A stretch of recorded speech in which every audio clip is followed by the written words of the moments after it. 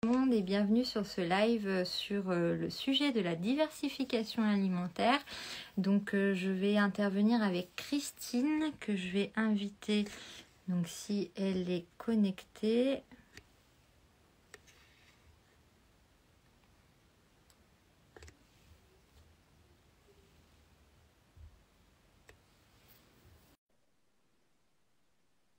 Donc on attend Christine donc du compte Cube et Petits Pois.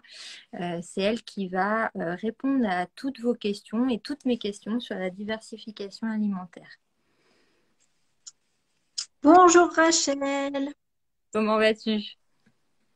Bien et toi? Bien. Ça va, tu m'entends bien? Oui, je t'entends Ok, bien. Et toi, c'est pas de problème de... super, parfait. Parfait. Donc, je vais te laisser te présenter, puis je me présenterai après. Ok, ça marche. Bien, bonjour à toutes, bonjour à tous. Eh bien, je m'appelle Christine Zaleski, je suis docteure en biologie de formation, consultante et animatrice de formation en alimentation infantile. Et depuis 2010, j'ai fondé un site internet qui s'appelle Cube et Petits Pois, qui est dédié à l'alimentation du bébé. Et donc je me suis spécialisée, je dis que c'est un peu ma petite mission de vie, je me suis spécialisée dans l'alimentation du bébé de 0 à 3 ans. Super. Bah, comme ça va nous permettre de répondre à pas mal de questions. Donc, moi, c'est Rachel, du compte Un chromosome d'amour en plus ou chromosome d'amour en plus sur Instagram. Et je suis maman de 3 enfants, dont 2 petits garçons, Antonin qui a 7 ans, Nathanaël qui a 4 ans et demi, et dernièrement, une petite fille, Sarah, qui a 4 mois et demi. Donc, on est en plein dans le sujet puisqu'elle va bientôt commencer la diversification. Et justement, j'ai besoin de pas mal de rafraîchissement parce que Nathanaël, c'est quand même il y a 4 ans et demi, il y a pas mal de choses qui ont évolué. Change. Et en plus, Nathanaël a la particularité d'avoir une trisomie 21, donc c'est un petit peu différent. Il y a des soucis de tonicité. Donc, regarde un petit peu si on a du monde. Donc, ouais, on a déjà du monde, donc on va pouvoir commencer à répondre, je pense, aux questions. Tout d'abord, moi, Sarah, elle a 4 ans elle a 4 mois et demi, pas 4 ans, 4 mois et demi. Je me demandais quand on peut commencer la diversification. Dans ma mémoire, c'était aux alentours de 4-5 mois. Et donc, voilà. Oui, bah c'est tout à fait ça en fait. À l'heure actuelle, on préconise de débuter la diversification alimentaire entre les 4 et 6 mois du bébé. Donc c'est un peu ce qu'on appelle la fenêtre d'ouverture, fenêtre de tolérance. Voilà, c'est pas un âge précis à mettre sur le calendrier, mais c'est plutôt une tranche d'âge entre les 4 et 6 mois et après on s'adapte au bébé pour voir s'il est prêt, s'il a l'envie de débuter la diversification alimentaire parce que si le bébé est prêt, ça se passera d'autant mieux. Et du coup, comment on sait que le bébé est prêt? Alors, il y a plein de petits signaux comme ça qui peuvent alerter les parents, notamment quand on place le bébé sur ses genoux et puis si on voit qu'il a envie d'essayer d'attraper des choses dans l'assiette, si quand vous mangez, quand les parents mangent et que le bébé tourne complètement la tête pour suivre, voilà, où est-ce que ça va? Moi aussi, j'en veux. Voilà, c'est plein de petits signaux comme ça qui montrent qu'il a envie et qu'il est plus ou moins prêt à débuter la diversification alimentaire. Et puis après, il y a aussi des petits signaux de faim où des fois il va arrêter de téter, par exemple, et on sent qu'il a envie d'autre chose, ou il va plus trop vouloir son biberon et que voilà, faut peut-être commencer. Ça peut être un signal aussi complémentaire. D'accord. Ouais, moi, Sarah, elle est en plein dedans, là, je pense. Donc, on va pas tarder. Et justement, Sarah est un bébé allaité. Donc, on a eu cette question aussi de savoir est-ce qu'il y a une différence de méthodologie quand il s'agit d'un bébé qui est au biberon ou un bébé allaité? Non, non, pas du tout, pas du tout. Alors c'est vrai que les bébés allaités vont avoir pour tout ce qui est mastication, etc., ils ont plus l'habitude en fait de pomper entre guillemets de façon un peu plus forte, souvent que le biberon qui permet, quoi que, ils font des progrès sur les tétines maintenant, mais voilà, il faut un peu plus travailler, on va dire, quand on est un bébé allaité au sein. Donc, ils ont une certaine facilité au niveau de la mastication, déglutition, un petit peu pour quand ils sont allaités. Ils ils ont aussi cet avantage-là d'être éveillés au goût, aussi en fonction du goût du lait maternel. Donc, ils ont l'habitude un petit peu d'avoir le lait maternel qui va changer tous les jours, qui va changer en fonction de l'alimentation de la maman. Mais sinon, pour la méthodologie, entre guillemets, de la diversification alimentaire, c'est exactement la même. D'accord. Et je me posais aussi la question, parce que on entend parler beaucoup de DME. Donc moi, avec les garçons, à l'époque, on n'entendait pas parler. J'ai pas l'impression d'avoir fait comme ça. Mais du coup, enfin, voilà, il y a différentes sortes de diversification. Est-ce que tu peux nous expliquer un petit peu en quoi consistent les différents types de diversification et s'il y a des choses qu'on peut plus facilement faire avec un enfant ou un autre, enfin, s'il y a des signaux qui nous font dire qu'il faut privilégier plutôt la diversification classique ou la DME, donc la diversification menée par l'enfant. Oui. Alors déjà, pour rappeler pour les mamans, papas qui nous suivent ce que c'est. Donc la diversification alimentaire classique, c'est celle un peu que tout le monde connaît, où on commence à alimenter le bébé par autre chose que le lait, avec des purées, des compotes, des bouillies, souvent de légumes ou de fruits au tout début. Donc ça, c'est la diversification alimentaire classique, avec les parents qui vont nourrir le bébé à la petite cuillère. Voilà, ça, c'est plus ou moins ce qu'on connaît. Et puis, il y a une autre approche qui est un peu une approche, alors, on dit que c'est une approche nouvelle, mais finalement, c'est une approche un peu ancestrale parce que c'est ce que on fait un peu depuis la nuit des temps finalement en tant que parent, où en fait le bébé, on va proposer au bébé des aliments qui vont être solides, souvent cuits, hein, mais solides, dans une forme assez brute, non transformée. Par exemple, une fleurette de brocoli, ben, on va la proposer entière au lieu de l'écraser ou de la mettre en bouillie, ou des bâtonnets de carottes. Voilà, donc c'est ce premier pilier-là de la DME, c'est qu'on va proposer des morceaux qui vont être solides. Et le deuxième pilier de la DME, c'est que le bébé va s'alimenter en toute autonomie, c'est-à-dire en fonction de ses capacités motrices. C'est lui-même qui va attraper les aliments qu'on va avoir placés devant lui et les porter à sa bouche. Donc, voilà, c'est l'autre approche de la DME. Donc il n'y a pas de, il y a il n'y en a pas une de bonne ou de mauvaise, en fait. Il y a déjà le fait de, en tant que parent, je pense que c'est déjà les parents qui doivent choisir plus ou moins et être en accord avec ce qu'ils décident de faire. On peut faire aussi les mixtes, un mélange un petit peu entre les deux. Donc, il faut déjà que les parents soient en accord avec l'approche qu'ils veulent suivre et qu'ils connaissent, avec laquelle ils se sentent bien, parce que le bébé, il sent tout ça quand les parents transmettent plein de choses liées à l'alimentation. S'ils sont pas, voilà, s'ils donnent des morceaux pour faire bien comme tout le monde et qu'en fait ils sont stressés, paniqués, voilà, vaut peut-être mieux faire autre chose ou le faire différemment. Donc, il faut déjà que les parents soient prêts. Et puis après, le bébé, je pense que au tout début, il faut évidemment qu'il ait la volonté d'aller vers les aliments et d'aller les prendre et les porter à sa bouche au tout début. S'il tend absolument pas les mains et que ça l'intéresse pas, c'est pas la peine de lui mettre des fruits et des légumes devant lui. Mais en général, vers les 6 mois, ils sont dans une soif de découverte, donc ils vont vers les choses que l'on place devant eux. Il faut qu'il ait, alors il n'y a pas d'interdit, mais il y a des bébés qui peuvent avoir des problèmes au niveau de la sphère ORL, qui peuvent avoir des freins linguales, qui peuvent avoir qu'est-ce qu'ils peuvent avoir des troubles de la motricité ou voilà. Il y a des bébés par exemple en trisomie 21 qui peuvent avoir des problématiques voilà. Donc là c'est vraiment il n'y a pas d'interdit, mais ça va être une personnalisation. C'est-à-dire qu'il y a des bébés qui peuvent avoir une trisomie 21 et faire la DME et qu'il n'y a aucun problème, et puis d'autres pour lesquels ce sera beaucoup plus difficile. Donc, je pense que dans le cadre d'un bébé qui n'a pas de problème au niveau de la sphère ORL, on peut y aller, voilà, si on est avec ça. Et puis pour ceux éventuellement qui pourraient avoir des problèmes particuliers, on va voir un spécialiste pour être sûr que c'est possible et on y va. D'accord. Et donc dans la diversification, quelle qu'elle soit, on entend souvent parler, voilà, qu'il faut privilégier tel ou tel aliment en premier. Est-ce qu'il y a un ordre à respecter? Par quel type d'aliment on commence? Et est-ce qu'il y a des étapes à respecter? Je sais qu'il y a des délais aussi, on propose plusieurs jours le même aliment. Enfin, voilà, est-ce que tu as des pistes là-dessus, peut-être pour répondre aux parents? Alors, ouais. Au tout début, alors les grands classiques, c'est de commencer par les légumes et les fruits. Voilà, c'est le grand classique. C'est pas la peine les premiers jours de se lancer dans des grandes recettes de cuisine, à tout vouloir donner à son bébé, même si physiologiquement il y a plein de choses qu'il pourrait digérer. c'est pas la peine. On y va progressivement, tout doucement, on l'éveille au goût. Donc voilà, on commence par les légumes. Si tout se passe bien, on propose les fruits ensuite. Voilà, c'est le tout début, on fait très très simple. Et puis après, on peut introduire toutes les autres familles d'aliments, en plus de celles des fruits et des légumes. On va pouvoir ajouter les céréales, les féculents. On va pouvoir proposer des viandes, volailles, des produits de la mer, de l'œuf, etc. On va pouvoir proposer tout ce qui est laitage et fromage aussi, progressivement, sans à chaque fois supprimer le lait pour introduire les laitages et fromages, mais en plus, soit pour l'éveil au goût, etc., progressivement.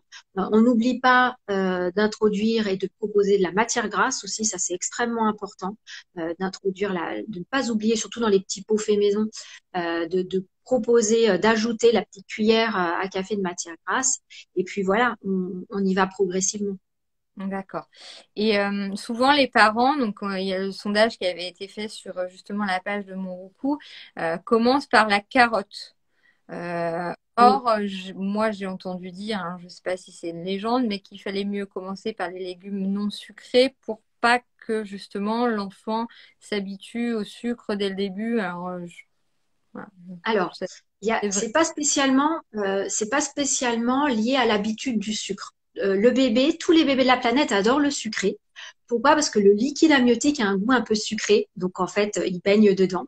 C'est pour ça un peu que nos grands-mères, arrière-grand-mères donnaient du sucre des fois dans le biberon pour soulager les poussées dentaires parce que ça les apaise en fait, la saveur sucrée.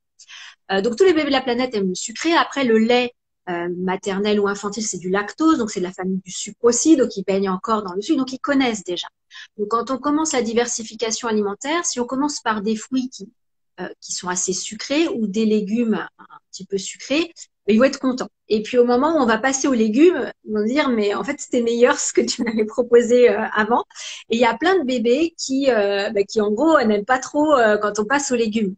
Donc il n'y a pas d'études scientifiques, j'ai cherché, hein, il n'y a pas d'études scientifiques qui ont été faites sur le sujet.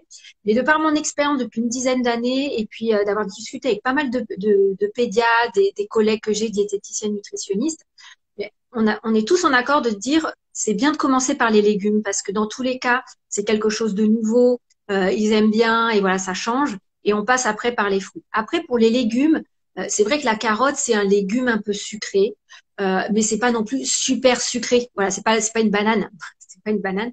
Donc, voilà. En plus, l'avantage de la carotte, c'est vrai que c'est le grand classique parce qu'on en trouve toute l'année. C'est un légume bisannuel, on en trouve toute l'année. Donc, c'est vrai que c'est pratique. Mais après, je vais dire aux parents, suivez les saisons. N'hésitez pas à suivre les saisons. Là, on va arriver au printemps. Bon, c'est pas toujours, mais il va arriver ce soleil, ce printemps. Donc, on va avoir des carottes, des courgettes. On va avoir tout plein de légumes de printemps. Bah, allons-y, allez-y. Utilisez des légumes de printemps. Si vous commencez la diversification alimentaire en automne, il va y avoir les citrouilles, les potirons, enfin toutes ces cucurbitacées. Oui, certaines ont un petit goût sucré, mais c'est pas grave, c'est quand même des légumes et on y va aussi. N'hésitez pas à proposer, à varier. Ok.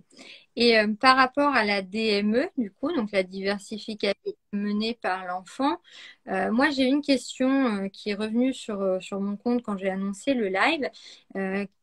Un parent qui me demandait, est-ce que l'on peut faire à la fois la diversification menée par l'enfant et en même temps la diversification classique à la cuillère par les parents en alternance?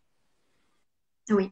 Alors, quand j'ai écrit mon second livre sur la DME, le grand livre de la DME, j'ai vraiment cherché des études scientifiques sur le sujet pour savoir ce qu'il en était. Parce que sur les réseaux sociaux, il y a des mamans qui disent ah, j'ai essayé de faire les deux, c'était l'horreur. Et puis d'autres, bah non, c'est bien passé. Enfin voilà. Mais ça, c'était les retours de maman et des expériences personnelles. Donc, les premières études qui ont été menées, donc pas mal aux États-Unis, et donc on arrive à avoir des résultats, n'ont pas vu de différence. Enfin, il n'y a pas d'interdiction. Par contre, on peut très bien finalement débuter par la diversification alimentaire classique, par exemple à 5, 6 mois, et passer à la DME aux alentours de 6 mois. Parce qu'en général, on commence la DME aux alentours de 6 mois pour des raisons physiques du bébé, où il n'a pas les aptitudes pour attraper, etc., et physiologiques pour mâcher, mastiquer, etc. Donc, on peut très bien commencer par la diversification alimentaire classique et passer à la DME après, exclusivement. Ça, il n'y a pas de problème. Mais on peut aussi faire ce qu'on appelle un peu un mix des deux. C'est-à-dire commencer vers les 6 mois avec des morceaux et des purées. On peut, par contre, là où les études vont un peu sur une interdiction, entre guillemets, c'est de ne pas faire les deux en même temps au cours du même repas. C'est-à-dire que si le parent donne de la purée au bébé et qu'en même temps il y a des petites fleurettes de brocoli ou des bâtonnets de carottes que le bébé puisse prendre, il est au début et il maîtrise pas encore le fait de déglutir un liquide, mâcher à des morceaux, mastiquer, etc. Et il peut un peu se mélanger entre les deux et se dire, tiens, maman m'a donné une purée de carottes, je l'ai déglutie comme un liquide. Là, j'ai un morceau dans la bouche, mais j'ai oublié qu'il fallait que je le mâche et je l'ai dégluti comme un liquide. Enfin voilà, il peut un petit peu se mélanger. Donc, on est vraiment plus au cours d'un même repas, de ne pas le faire. Donc, on peut très bien au cours d'un même repas, donner une purée à la cuillère et puis le lendemain, mener la DME avec des morceaux.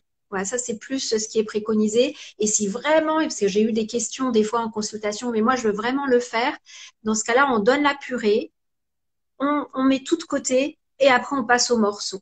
Voilà, mais que ça soit pas en même temps. En même temps, oui, pour pas effectivement qu'il soit perturbé et qu'il sache plus trop où il en est. C'est ça. Il va Bien, vite des fois, c'est normal, il apprend. voilà. Oui, Et tout à fait. autre question par rapport à la diversification, quand peut-on donner de l'eau à l'enfant? Puisque on sait que pour Oui. les bébés, par exemple, on ne leur donne pas d'eau. En tout cas, c'est pas recommandé. À partir de quand, finalement, on peut commencer à lui donner de l'eau en plus des aliments qu'on va lui donner en diversification et du lait? Oui. Alors, on peut toujours entre les repas donner éventuellement quelques petites quantités d'eau, jamais avant un repas parce que sinon, ben, en gros, on remplit l'estomac du bébé qui est pas extensible, donc après, il aura plus faim pour des aliments qui vont être plus nutritifs en quelque sorte ou pour son lait. Après, souvent, on préconise de proposer éventuellement de l'eau, notamment en fin de repas, même si en fin de repas, faut pas en proposer en trop grosse quantité parce que ça dilue un peu les sucs gastriques pour la digestion. Mais bon, bref, on peut en proposer éventuellement en fin de repas euh, quand on a commencé à introduire les laitages et les fromages. À partir du moment où on introduit des laitages et fromages, finalement, le bébé va prendre moins de lait. Donc, du coup, il va avoir moins d'apport hydrique puisque avec les laitages et fromages, il y a moins d'eau. Donc, à partir du moment où le bébé commence à prendre une certaine quantité de laitage ou un morceau de fromage, on peut proposer de l'eau en fin de repas et on le laisse boire ce qu'il souhaite. D'accord. Et donc moi, j'ai allaité mes trois enfants. Alors, moins longtemps pour les garçons que pour Sarah, là, pour l'instant. La question que je me posais aussi et qui est revenue pas mal dans les questions que moi j'ai posées, c'est comment on intègre les céréales? Parce que les céréales infantiles, on les intègre dans le biberon de lait pour les bébés au biberon. Mais un bébé allaité, est-ce qu'on peut les intégrer de la même manière au lait maternel ou est-ce que c'est complètement différent? Alors, il faut déjà savoir que les céréales, c'est pas une obligation en fait D'accord. nutritionnelle. On n'est pas obligé de mettre des céréales dans le biberon. Et on peut très bien introduire tout ce qui est céréales et féculents en même temps que l'introduction classique en purée. Il n'y a aucun problème à ça. Alors, si vraiment on veut en introduire au tout début de la diversification alimentaire pour X raison, oui, on peut faire des sortes de porridge un petit peu avec éventuellement du lait maternel qu'on aurait tiré. Donc ça, c'est une possibilité. Ou éventuellement, dans les purées de légumes, d'ajouter un peu de céréales pour épaissir un petit peu éventuellement la purée. Même si c'est pas, comme je dis, c'est vraiment pas une obligation parce que nutritionnellement parlant, ça ajoute quelques glucides complexes, quelques fibres un petit peu en plus, mais bah, c'est pas essentiel au tout début de la diversification alimentaire. Ça masque même des fois un peu le goût des légumes. Donc c'est une possibilité, mais c'est pas une obligation au tout début de la diversification. Donc, je vois qu'il y a pas mal de parents qui nous rejoignent. Si vous avez des questions durant le live, n'hésitez pas à les poser. On les prendra au fil de l'eau ou vers la fin. Mais voilà, n'hésitez pas à poser vos questions également pendant le live. Et donc, parmi les questions qu'on avait recensées aussi, Quand il y a des antécédents d'intolérance, puisque voilà, l'intolérance ou d'allergie dans la famille, comment on peut les prévenir lors de justement de la diversification alimentaire? Et est-ce qu'on doit adapter justement cette diversification à ces intolérances ou ces allergies éventuelles qui sont présentes dans la famille? Alors, il y a pas mal de choses qui changent à l'heure actuelle au niveau de tout ce qui est allergie, allergie du bébé, parce qu'on arrive à avoir des résultats un petit peu scientifiques. Donc, c'est pour ça que ça bouge pas mal. Alors, on sait à l'heure actuelle que il faut introduire tous les allergènes alimentaires en même temps que tous les autres aliments. Voilà, il n'y a pas de d'interdit. Voilà. Après, s'il y a des antécédents, on va évidemment être en veille, on va surveiller, mais il faut pas du tout se dire, ah ben la maman est allergique aux crustacés, par exemple, je ne pose pas du tout de crevettes parce que mon bébé pourrait être allergique. Au contraire, on va aussi en proposer en petite quantité et en étant en veille. Après, on fait toujours attention de les introduire pour une première proposition de façon cuite, parce qu'il y a une bonne partie des protéines responsables des allergies qui sont thermosensibles, qui vont être détruites à la cuisson. Donc, ça va être une introduction un petit peu plus douce. Si la maman ne mange pas du tout d'aliments, donc on fait très attention. Si elle peut éventuellement manger un petit peu pour X raisons, il y a des fois des protéines qui passent dans le lait maternel, par exemple. Donc le bébé aura déjà été mis un petit peu en contact avec ces protéines-là. On n'hésite pas à reproposer plusieurs fois l'aliment parce qu'on sait que c'est pas forcément à la première proposition qu'on va voir si le bébé est allergique ou pas, mais qu'il faut des fois une deuxième proposition, voire une troisième pour être sûr de savoir s'il y est ou s'il y est pas. Donc on fait attention à ça. Et puis, qu'est-ce que je voulais dire d'autre? Ben, j'ai oublié le fil de ce que je voulais dire. Tac, tac, tac. Ah, je voulais dire autre chose pour les allergènes. Bon, ça me reviendra plus tard. J'ai oublié. Moi, mon Voilà. Mais dans tous les cas, il faut vraiment les introduire dans le cadre de l'alimentation et pas du tout les omettre. Ah si, voilà. Et ce que je voulais dire, c'est que il faut les introduire un par un. C'est-à-dire qu'il y a toute une liste, hein, vous cliquez partout sur Internet, il y a la liste des allergènes alimentaires majeurs. Vous allez par exemple voir l'allergène à l'œuf, au kiwi, mais on évite au cours, par exemple, d'un même repas de proposer pour la première fois de l'œuf et une compote de kiwi. Voilà, on essaie de les introduire un seul à la fois, comme ça s'il y a une allergie, on sait que ça vient de là, et puis on évite les allergies croisées aussi. Voilà, donc ça c'est vraiment le point complémentaire. Mais vraiment, on n'est plus du tout dans la dynamique de supprimer complètement, mais au contraire de les proposer quand même avec vigilance. D'accord. Oui, moi, mon aîné était allergique au blanc d'œuf cru. Donc, les mousses au Oui, chocolat, perçu ouais, une fois avec des mousses au chocolat, il était tout rouge. Et, ouais, et mon deuxième, pas du tout. Donc, ouais. voilà. Ben ça, c'est très, très classique. Il y a énormément, à part l'allergie aux protéines de lait de vache, qui est la majoritaire chez les bébés. Le deuxième, il y a 35% des bébés qui sont allergiques, qui le sont à l'œuf. Et vraiment au blanc d'œuf, parce qu'il y a beaucoup de protéines responsables d'allergie qui sont présentes dans le blanc d'œuf. D'accord. Et c'est pour ça qu'on propose l'œuf pardon, dur, donc Dur. cuit au moins 10 minutes pour qu'il soit bien, voilà, parce qu'il y a beaucoup de protéines justement qui vont être détruites après 10 minutes de cuisson. Et c'est vrai que je suis tout à fait d'accord. Moi, mes enfants sont pas allergiques et une fois j'avais fait un gâteau avec mon aîné. Il y avait du blanc d'œuf qui avait coulé un peu sur la nappe. Il s'en est mis là. Il avait des traces rouges Ouais. sur la peau. Et en plus, c'est souvent des allergies. Alors, c'est pas des allergies qui vont déclencher le choc anaphylactique, Non. etc. Mais c'est souvent des allergies de contact avec les peaux qui sont encore immatures des bébés. Et donc, ça va faire un peu ce qu'on appelait l'urticaire aussi, notamment. Des fois, des petites peaux rouges. Voilà. Ouais, tout à fait. Ah ouais, c'était tout le tour de la bouche qui restait rouge. Oui, C'était des boutons d'urticaire. oui, Ça a duré un certain temps. On a réintroduit petit à petit avec un allergologue et tout à fait. maintenant il n'a plus du tout de soucis d'allergie, mais comme quoi, voilà, c'est quelque chose que je savais. Enfin, Mais on n'y pense pas. Enfin, ouais, t'as raison de le souligner. La mousse au chocolat, on n'y pense pas, mais voilà. Et puis la mayonnaise aussi. voilà. La mayonnaise, des fois, on en met une petite quantité en disant, mais c'est quand même du blanc d'œuf cru dedans. Et ouais, tout à fait. Donc ouais, c'est comme ça qu'on a su parce que honnêtement au départ, on comprenait pas. Et en reproposant, on s'est aperçu que c'était ça et que c'était bien une allergie de contact. Il y a une question sur la diversification menée par l'enfant. C'est plutôt une question pratique. C'était comment, en pratique, la mettre en place quand l'enfant est gardé à l'extérieur, en crèche, par une nounou.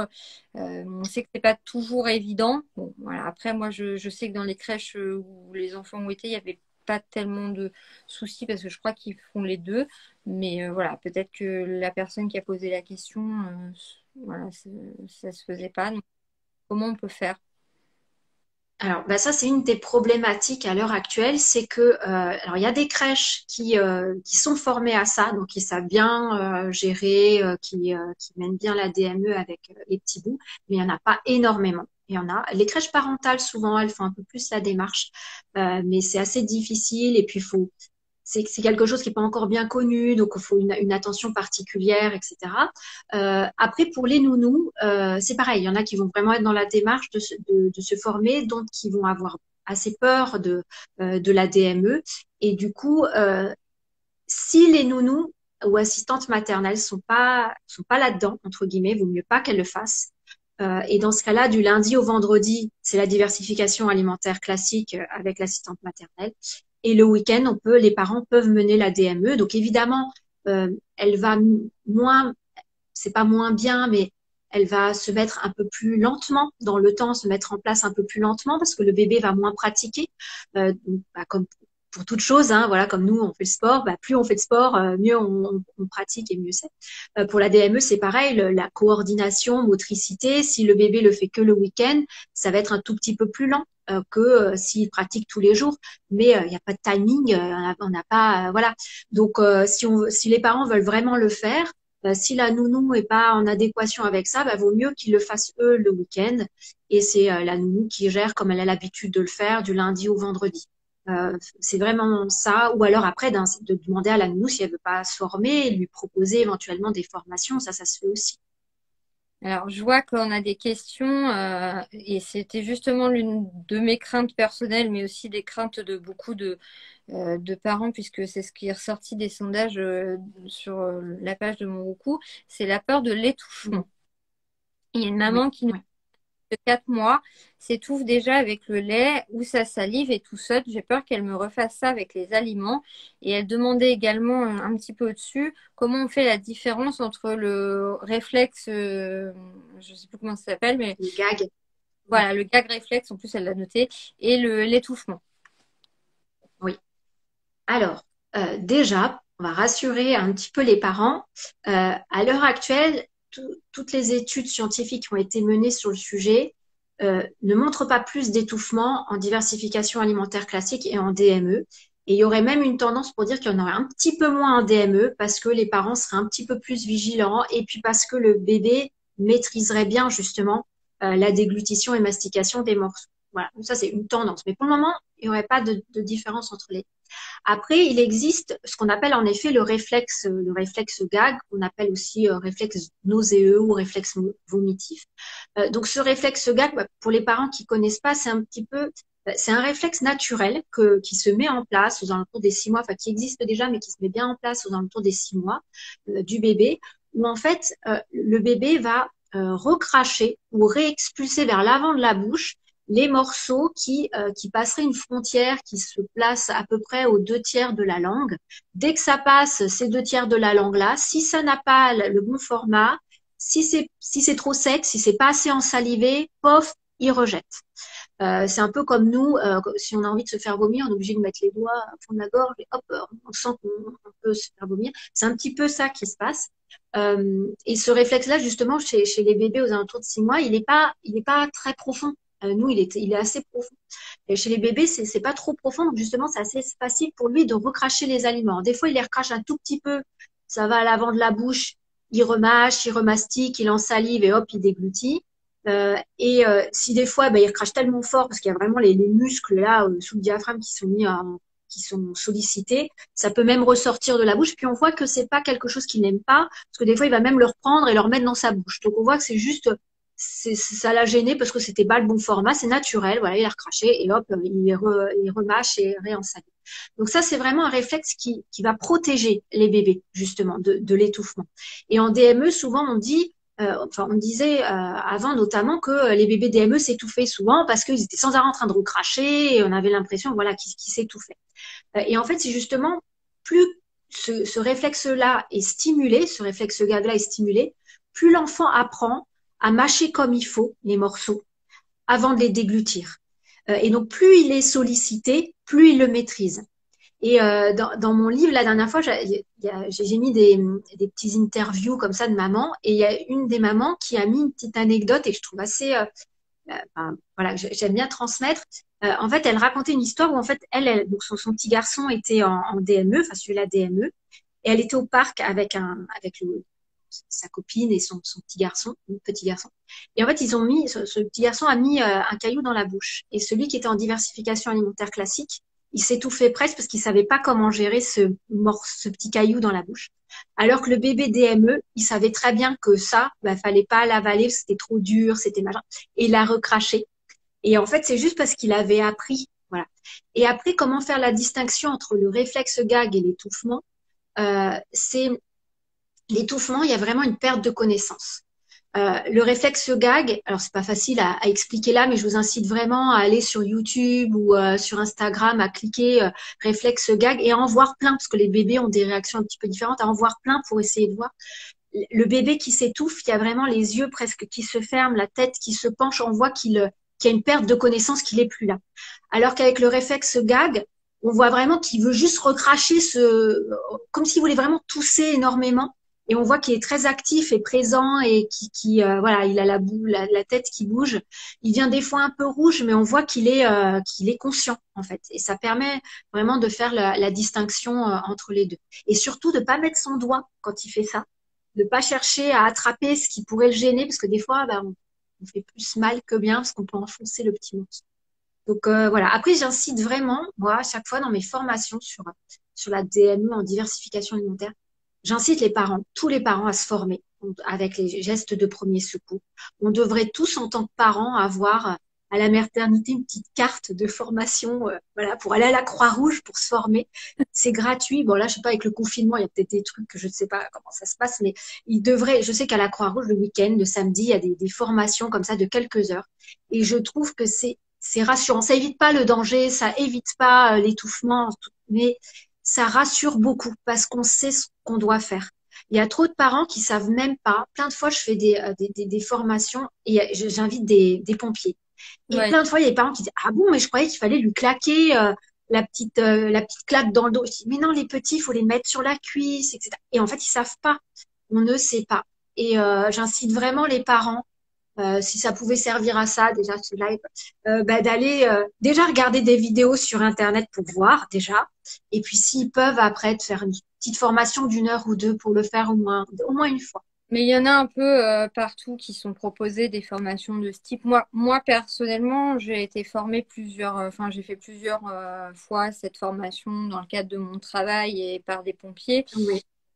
Bon, après, ça n'évite pas le danger, on est bien Pas d'accord. du tout, pas du tout, pas du tout. Mais ça rassure quand même. J'ai la chance aussi d'avoir un compagnon qui est ancien pompier, donc lui aussi il m'avait briefé de toute façon quand on a eu notre premier enfant au geste de premier secours, parce que bah, c'est vrai que voilà, ça peut arriver à tout le monde et puis ça peut arriver aussi autour de nous, donc voilà, et c'est quand même important. Et puis ça rassure un petit peu quand même. Enfin, honnêtement, moi ça m'a aidé parce que Nathanaël, on en avait un petit peu parlé en off, mais Nathanaël, comme il est très hypotonique, il a parfois tendance à oublier de mâcher et donc à avaler et à avoir tendance à s'étouffer. Alors après, on n'a jamais eu, enfin, fort heureusement, ça s'est toujours très bien déroulé parce que justement, on a appris ces gestes-là. Et puis aussi parce qu'on a appris aussi avec le temps à lui faire confiance et on se rend compte que ben, il arrive à gérer finalement. Il gère très bien. Donc après, c'est plus des craintes que nous, on peut avoir aussi en tant que... Et quand on a ces craintes-là, je pense que c'est vraiment bien de se former aux gestes de premier secours. Et vraiment, ça priori, moi j'ai cette crainte-là, mais enfin j'avais cette crainte-là et il y a pas mal de parents, en tout cas sur les sondages, c'était ressorti aussi là-dessus et dans les messages qu'on a pu voir là en direct. Parmi les autres craintes, justement, il y avait bon, les allergies, donc on en a discuté. Il y avait aussi le fait que le refus, mais bon là, le refus, je pense que si on propose plusieurs fois, au bout d'un moment, l'enfant il est curieux, donc enfin, je sais pas ce que tu en penses, toi, Christine, mais Oui, bon après ça dépend l'âge, ouais, ça dépend l'âge du bébé. Si au tout début il refuse, voilà, on force pas, il est peut-être pas prêt, il a pas envie. Faut aussi accepter que certains jours le bébé il refuse de manger parce que il a pas faim. Bah comme nous, enfin c'est vrai que comme nous, il y a des jours on a moins faim pour X raisons. Enfin voilà, on est moins bien. Lui il peut avoir des poussées de terre ou il a eu une activité matinale qui était moins stimulante que d'autres fois et il a moins faim. Enfin voilà, faut de temps en temps accepter qu'il y ait des refus alimentaires ponctuels. Voilà, il n'y a pas de problème. Voilà ça.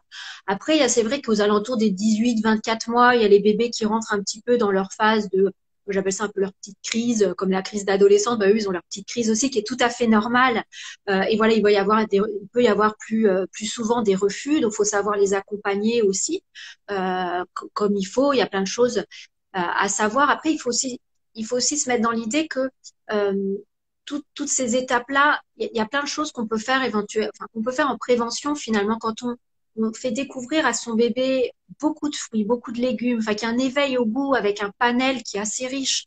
Quand on lui fait découvrir beaucoup de textures, finalement, il connaît énormément de choses et on sait, ben ça a vraiment été montré scientifiquement que cette période-là de refus alimentaire, ce qu'on appelle la néophobie alimentaire, en fait, elle est beaucoup moins marquée chez les bébés qui connaissent déjà beaucoup de choses. Parce que voilà, c'est pas néo, ça veut dire nouveau, phobie, c'est la peur de tout ce qui est nouveau. Ben en fait, s'ils le connaissent déjà, ils ont moins peur. Après, oui, ils vont refuser des choses parce qu'ils montrent leur petit caractère, ils vont dire non, papa, maman, voilà, c'est. Mais c'est vrai qu'il y a plein de choses quand on leur a proposé énormément de choses, ça se passe quand même de façon générale un petit peu mieux. Voilà, après, il y a plein de choses à mettre en place éventuellement, mais ça se passe beaucoup plus simplement.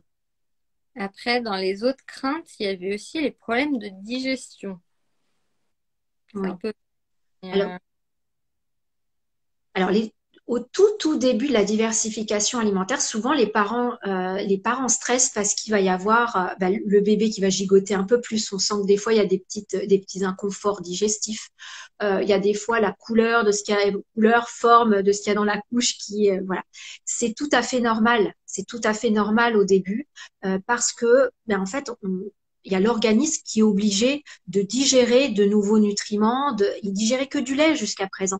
Donc, il faut qu'il y ait tout le système immunitaire, digestif. Enfin, il y a tout qui doit se mettre en place et se rôder. Et ça se fait pas du jour au lendemain. Donc, oui, il va y avoir de temps en temps des inconforts. C'est normal. Après, voilà, il faut pas non plus, si on sent que l'enfant est perturbé parce qu'on a proposé, je sais pas moi, par exemple, du blanc de poireau qui est assez riche en fibres, si on voit que ça le dérange pas mal, on lui propose pas pendant une semaine, voilà, on varie. Justement, c'est la richesse de la variété qui va faire que progressivement, notamment ce qu'on appelle à l'heure actuelle le microbiote intestinal, la flore intestinale qui se met en place pas mal, qui a commencé depuis l'accouchement, mais qui se met pas mal en place avec la diversification alimentaire, ben, elle va encore plus se faire travailler justement les intestins du bébé avec une proposition alimentaire très variée. Donc c'est tout à fait normal qu'il y ait des petits désagréments comme ça. Il ne faut pas hésiter à varier les aliments. D'accord. Et il y a des parents qui ont, sur le sondage toujours, qui indiquaient que parmi les difficultés rencontrées, il y avait le désintérêt pour le lait où les enfants ne supportaient pas non plus les morceaux. Bon, ça, les morceaux, on sait que ça vient avec le temps, mais le désintérêt pour le lait, je sais pas si...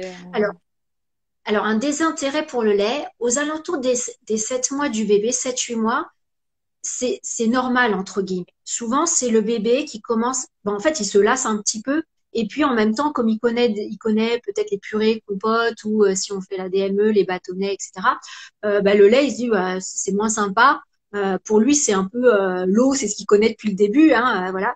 Et il a envie que ça change un petit peu plus. Donc, c'est souvent le signal vers les 7 mois, justement, pour proposer des laitages, pour proposer des fromages, donc pour proposer le lait sous une autre forme, justement. Et c'est tout à fait normal que aux alentours de 7-8 mois, ils mettent un peu de côté. Alors souvent, c'est le lait du déjeuner, du goûter qui va un peu plus refuser. Et il va au contraire garder un petit peu le biberon ou la tétée du matin ou du soir parce que c'est le moment aussi câlin. Voilà. Puis la déglutition pour lui d'un liquide est très facile.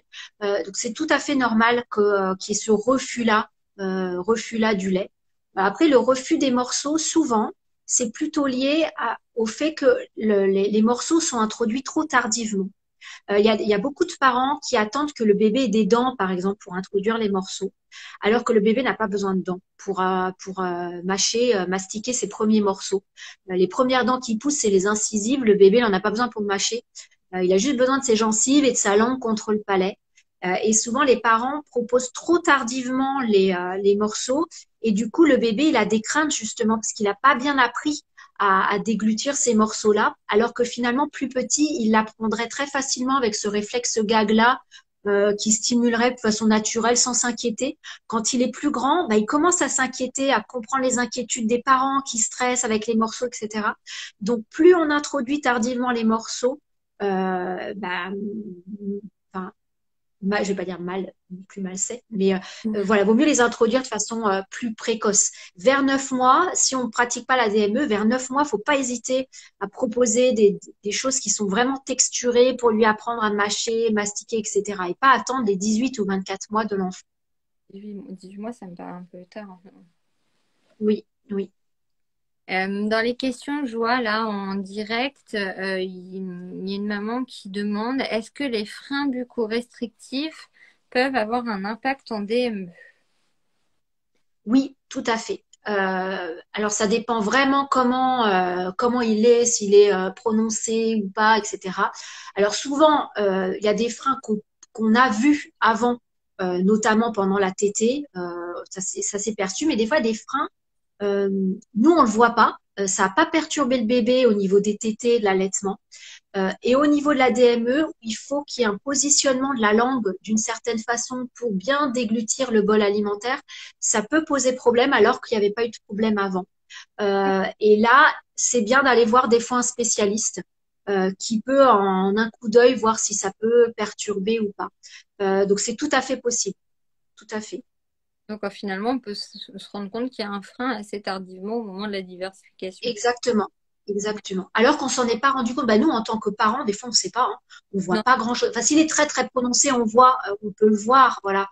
Mais des fois, on voit absolument pas si on n'est pas spécialiste, qu'on connaît pas trop ce genre de choses-là. Ça peut passer inaperçu au début et poser éventuellement problème au moment de la DME ou de la diversification alimentaire classique aussi.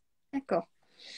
Alors, dans les sondages qui avaient été faits aussi sur la page de Mouroukou, il y avait une question par rapport à une réaction aux épinards et la personne demandait si c'était une allergie. Alors, c'est un peu flou parce qu'on n'a pas de détails sur la réaction, mais voilà. Ouais. Après, je disais tout à l'heure, je sais que les rougeurs, ça peut être une allergie de contact. Les épinards, j'ai jamais entendu parler. Alors, ouais, non, moi j'ai jamais entendu parler d'allergie et j'ai déjà posé la question parce que j'avais demandé pas mal d'aliments à des allergologues en pédiatrie et des personnes que j'ai interrogées ne connaissaient pas du tout des allergies à l'épinard. Après, il faut savoir que des fois, il y a des allergies de contact comme ça qui sont liées déjà si les épinards sont sur les étals mis avec d'autres aliments. Il peut y avoir voilà, des protéines des autres aliments qui se mélangent, etc. Donc ça, c'est tout à fait possible. Et puis après, il y a des fois des allergies qui sont liées à des produits qu'il y aurait sur les épinards. Voilà, X ou Y. Mm. Donc ça pourrait être, c'est pas forcément, ça pourrait être lié à la consommation des épinards, mais pas forcément à l'épinard en lui-même, à d'autres molécules, voilà. Alors pourquoi pas éventuellement réitérer l'expérience, notamment peut-être d'utiliser un petit pot infantile avec des épinards où il y a vraiment un contrôle peut-être un peu plus, voilà, c'était peut-être des épinards maison. Donc, pour voir si ça pourrait venir d'autres choses et voilà. Mais à ma connaissance, il n'y a pas d'allergie notoire liée aux épinards en eux. D'accord, merci. Et donc, je vois une autre question en direct. Bonjour, est-ce qu'il y a des règles à respecter pour l'introduction des aliments en DME, notamment pour la viande et le poisson? Alors, euh, il y a des choses pour lesquelles on n'est pas tout à fait d'accord là-dessus en DME, notamment parce que la DME vient pas mal des pays anglo-saxons de base, et même pour la diversification alimentaire classique, ils font pas tout à fait comme nous. Donc c'est vrai pour tout ce qui est viande, poisson, œufs et choses comme ça, ils vont, on le met souvent en avant. On dit qu'il faut proposer de façon assez précoce en DME, la viande, des choses comme ça, et on mélange un petit peu viande et fer, par exemple. On sait qu'il faut introduire des aliments riches en fer aux alentours des 6 mois, 6, 7 mois, parce que le stock de fer que le bébé a depuis qu'il a fait pendant la grossesse, plus le complément en lait maternel ou infantile n'est plus suffisant. Donc oui, il faut un apport de fer par l'alimentation. Et souvent, on se dit apport de fer, bah, c'est de la viande. Donc du coup, on propose de la viande. Mais en proposant de la viande, on propose aussi des protéines. Il ne faut pas en proposer en trop grosse quantité. Donc en fait, il faut introduire les viandes, volailles, produits de la mer, œufs, etc. Toute cette famille-là aux alentours des 7 mois, comme la diversification alimentaire classique, et faire plus attention peut-être à l'apport en fer plutôt en apport en viande à proprement parler. D'accord. Je regarde s'il y a d'autres questions. Donc, a priori, pour les questions, c'est bon. Moi, j'avais d'autres questions. C'était de savoir si vous aviez des recettes toutes simples à proposer, des idées de recettes pour les parents qui nous suivent et qui veulent commencer la diversification avec leurs enfants. Alors souvent, les parents veulent mijoter des super petites recettes, voilà, des choses, voilà. C'est tout à fait normal. Et en fait, euh, moi, je dis qu'il faut plutôt privilégier la qualité des aliments avant toute chose. Et surtout, être dans cette démarche-là, d'éveiller le bébé au goût et de faire des choses simples et naturelles au tout début. Et c'est vrai que bon, on parlait de la carotte, par exemple, une simple purée de carottes sans rien d'autre. Pour nous, c'est vrai que ça peut paraître fade. Ah oui, les carottes vapeur, carottes Vichy, c'est pas super. Mais pour le bébé, il a les papilles 2 fois plus développées que les nôtres, enfin, qui sont vraiment en attente de saveurs différentes et que ça change du lait, etc. Donc, il n'y a pas besoin de se lancer dans la cuisine et mélanger les saveurs et rajouter ceci et cela. Donc, au tout début, partir sur des purées toutes simples avec un seul légume à la fois pour l'éveiller au goût. Faire attention à la qualité, prendre des produits bio le plus possible, du local, faire vraiment attention à la qualité et pas forcément faire des grandes cuisines où on mélange un petit peu tout, même si le bébé peut aimer, hein, mais vraiment être dans la démarche de l'éveiller au goût. Et puis progressivement, une fois qu'il connaîtra bien les saveurs uniques du légume ou du fruit, vous pouvez ajouter, moi je dis toujours, ajouter par exemple des épices ou des herbes aromatiques, ça va changer le goût de la purée sans vous donner aussi beaucoup de travail. Parce que bah, moi j'ai cuisiné tous les jours pour mes enfants et c'est du travail. Et on a des petites astuces comme ça, des fois d'utiliser des herbes aromatiques ou des petites épices douces pour voilà proposer éventuellement la même purée 2 jours de suite, mais qui vont avoir une autre saveur et pas forcément chercher des choses compliquées. Même si des fois pour se faire plaisir, on peut se mettre en cuisine et faire une petite recette venue d'ailleurs ou quelque chose un peu plus spécifique ou compliqué. Mais vraiment aller dans des choses toutes simples. Votre bébé vous en voudra pas. Une simple purée de carottes, ça suffira largement. Oui, ben, je sais que pour les garçons, c'est comme ça que j'avais commencé avec des petites purées de légumes simples et au fil de l'eau, après, ils mangent un petit peu ce qu'on mange aussi et puis on les éveille au goût avec effectivement les épices, les herbes aromatiques. Voilà. Oui, Après, puis c'est après, quand on ajoute les féculents, au tout début, de varier déjà tous les fruits et légumes, ça fait déjà un panel assez large si on en propose beaucoup au final. On peut changer assez souvent. Là, en plus, avec le printemps, été, on va, voilà, sur les marchés, il va y avoir tout ce qu'il faut. Toutes les herbes aromatiques et épices, bah, pareil, voilà, ça fait de la variété. Après, on introduit tout ce qui est céréales, féculents, et c'est pareil, on peut varier. Céréales, on brode toujours avec la pomme de terre et le blé. On peut proposer de l'avoine, du millet, de l'orge, du riz. Enfin voilà, on peut varier. Donc tout ça, ça fait une richesse aussi incroyable. On parlait des viandes, poissons. On peut vraiment varier aussi dans cette famille-là. Donc il y a pas mal de choix et il faut rester dans des choses assez simples. Voilà, et pas forcément chercher à faire des choses très très compliquées. Des fois en changeant juste, on parlait de matière grasse, des fois en changeant juste la cuillère de matière grasse, ça va changer le goût. Et voilà, il faut des petites choses toutes simples et naturelles.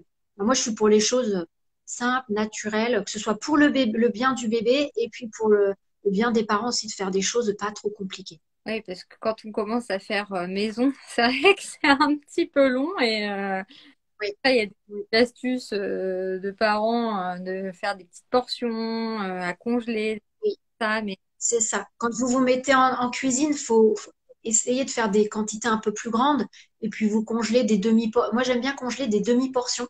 Une demi-portion par exemple, carottes, hop. Et puis, nous, on a fait des féculents pour nous. Ben, on prend les féculents qu'on a cuisinés pour nous et comme ça fait le repas du bébé. On n'est pas obligé de faire que le repas du bébé. On se fait un poulet rôti, ben, on prend un peu de blanc de poulet rôti familial. On propose aussi au bébé. On n'est pas obligé de faire dans son coin le repas du bébé que oui, pour lui. On peut utiliser le plus possible le repas familial. Évidemment, faut pas ajouter de sel, faut l'adapter le repas familial. Voilà, oui, il faut que ce soit adapté. Mais sinon, on peut voilà se simplifier la vie avec ces petites astuces-là. Et le congélateur, c'est vrai que c'est un super ami pour les parents. nous, on a le nôtre qui était un petit peu vieux. On a investi là, en sachant qu'on allait commencer Mm. la diversification. Justement, on a investi dans un congélateur parce que Ouais, ça aide. voilà, après les deux garçons, je savais que dans mes souvenirs, il fallait que je mette de côté et que si je veux, en reprenant le travail, etc., quand on se lance dans la diversification en tant que parent et quand on a d'autres enfants, c'est vrai que voilà, ça prend aussi du temps et donc ça Tout à peut être fait. de se prévoir justement ça en se déchargeant un petit Oui, peu et en mettant de côté ben, justement ce qu'on se fait pour nous avant oui, d'assaisonner, de mettre un peu de côté des purées de légumes, des compotes de fruits, des choses comme ça tout à fait. pour la diversification alimentaire. Alors, j'ai l'impression qu'il n'y a plus de questions, donc on va attendre un petit peu pour voir si vous avez des questions, n'hésitez pas, c'est le moment, parce qu'on est sur la fin justement du live. Je ne sais pas si toi tu avais des choses à rajouter. Voilà. Non, on a parlé un petit peu, on a parlé un peu de tout. Moi, je suis vraiment, c'est un peu ce qu'on a dit, mais si on voulait faire juste une petite synthèse, c'est vraiment de choisir sa diversification alimentaire, voilà, qui nous correspond aussi, qui correspond à ce qu'on a, à ce qu'on a envie de transmettre à son bébé.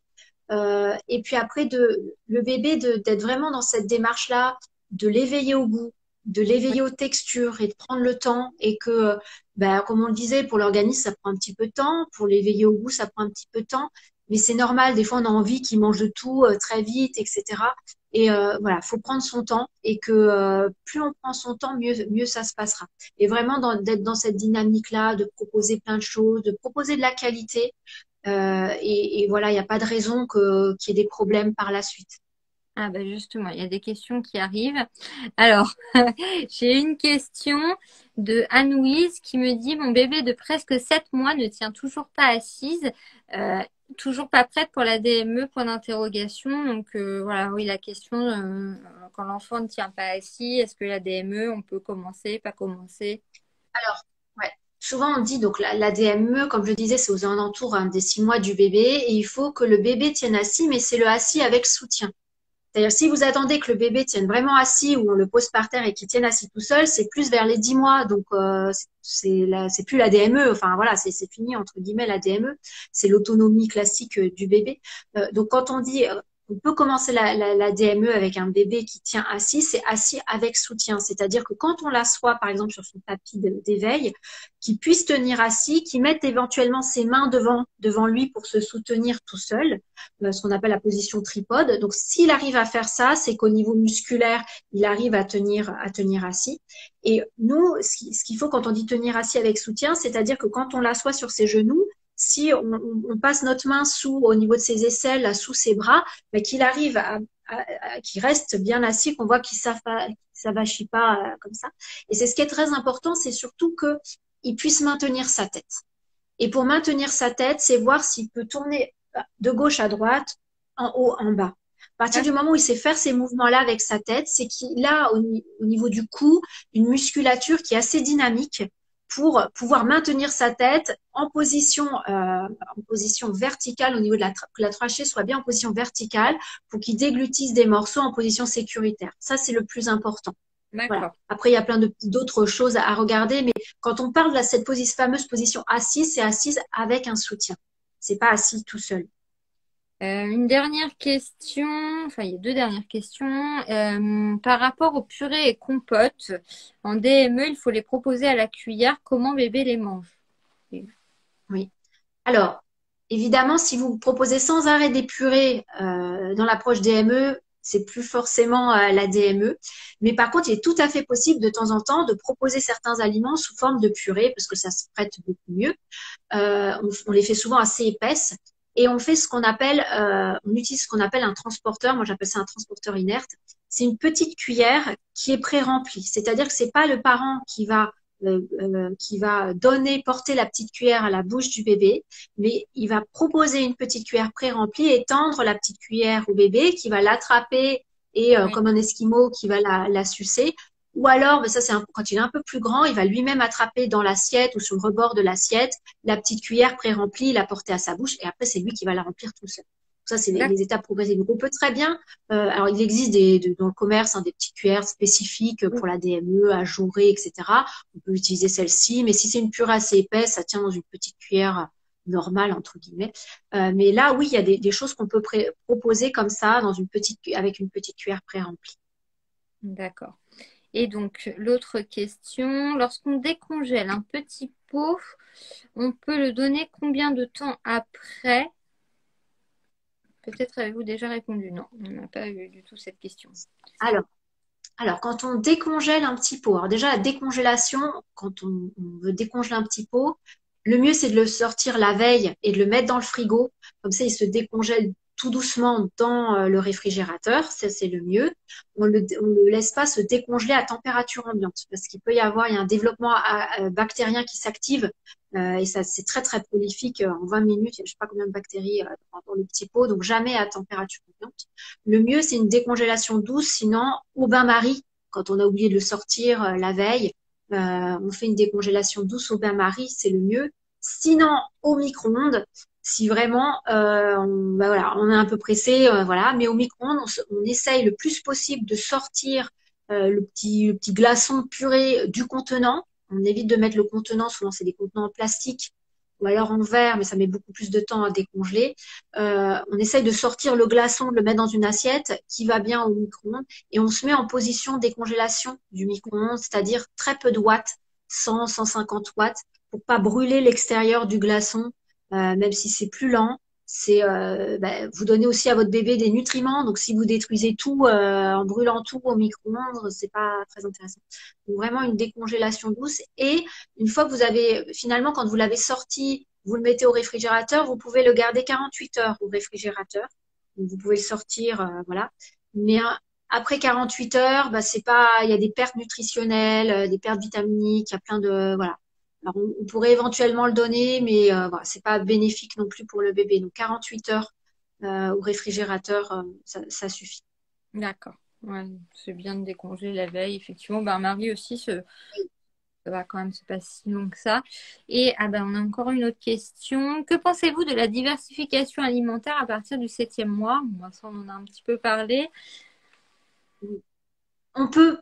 Alors, en fait, la fenêtre d'opportunité, on en parlait tout à l'heure, c'est entre 4 et 6. Certains vont dire entre 4 et 7. Donc, on peut éventuellement. Après, ce qui se passe, c'est quand on tarde de trop, en fait, on, on oublie, enfin, c'est pas qu'on oublie, mais on manque un petit peu ce coche-là où le bébé, il est dans cette soif de découverte, il ouvre la bouche pour un peu toutes les saveurs, toutes les textures, etc. Et plus on le propose tardivement, plus on se rapproche de cette néophobie alimentaire-là, du bébé qui grandit, qui s'affirme, etc. Donc, même si on veut allaiter, on peut allaiter très longtemps. C'est pas parce qu'on commence la diversification alimentaire que du jour au lendemain, on arrête l'allaitement. Absolument pas. Mais justement, d'y aller, de proposer des petites quantités pour que le bébé enregistre, découvre les textures, c'est très bien. Donc, 7 mois, ça va. Après, d'attendre 8, 9 mois, ça devient un peu tardif voilà, même si tout est possible, hein, il n'y a pas de, voilà, mais on peut, vaut mieux à côté commencer à introduire même des quelques petites cuillerées, ça suffit pour que le bébé enregistre des saveurs et des textures. D'accord. Et enfin, on a encore une dernière question. On y a un petit peu répondu, mais la personne demande est-ce qu'on peut introduire les huiles type mélange, mélange d'huile spécifique pour les bébés maintenant, dès le début de la DME? Oui, alors, pour tout ce qui est matière grasse, comme je le disais, hein, il faut de la matière grasse pour nos bébés. Alors c'est vrai qu'il y a des mélanges. Alors, je sais pas si on peut citer de marque, voilà, mais il y a des mélanges pour bébés. Choisissez-les bien parce que des fois il y a des mélanges qui sont pas des vrais mélanges pour les bébés. C'est un peu des arnaques entre guillemets où ils ont mélangé quelques petites huiles et voilà. Faut vraiment prendre un mélange spécifique à bébé qui sont top, en général bio. Et on peut les introduire au début de la DME si on propose de temps en temps ces fameuses purées que Oui, l'on met dans des cuillères pré-remplies. Après, c'est vrai que ça va rendre les aliments beaucoup plus glissants à partir du moment où on met de l'huile dessus sur la fleurette de brocoli. Voilà, ça. Voilà. Donc au tout début, il y a encore un apport de matière grasse qui est très conséquent par le lait maternel et lait infantile. Donc je vais dire à 6 mois, c'est pas une obligation, faut pas stresser, il va pas être carencé en oméga 3 ou autre si voilà. Et justement, c'est aux alentours de 7 mois quand il a une bonne coordination œil, main, bouche, quand il a une meilleure dextérité où justement on peut introduire les matières grasses sans problème. Donc voilà, faut pas stresser si au tout début on n'arrive pas à en mettre sur les aliments où ça les rend trop glissants et si le bébé n'y arrive. bon, je pense qu'on a fait le tour. Merci beaucoup pour toutes ces informations. Personnellement, moi, Merci à toi, Rachel. ça m'aide beaucoup pour la diversification que je pense qu'on va commencer dans les jours Ça à remettait un petit peu tout.